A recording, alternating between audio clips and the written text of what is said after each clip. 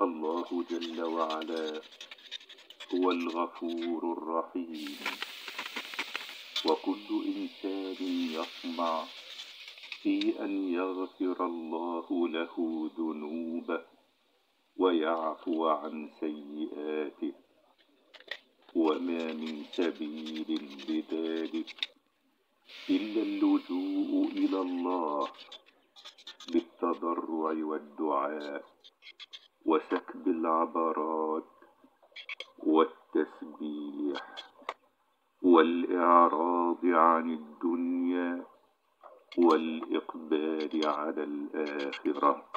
وادعوك في غمضي دعاء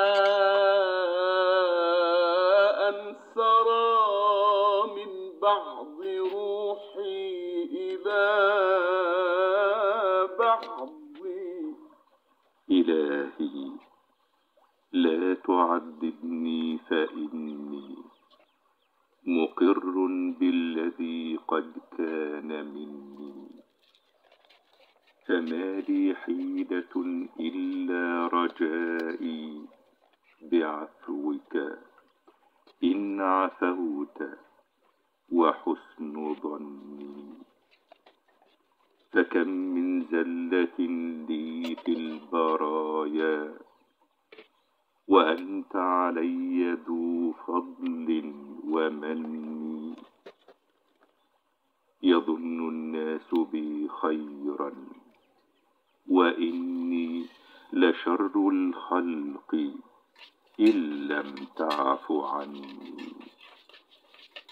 أجن بزهرة الدنيا جنونا وأفني العمر فيها بالتمني، فلو أني صدقت الزهد فيها قلبت لها ظهر المجن. اللهم اغفر لنا يا غفار. تسابيح يسبح باسمك صمتي وصوتي. إعداد وتقديم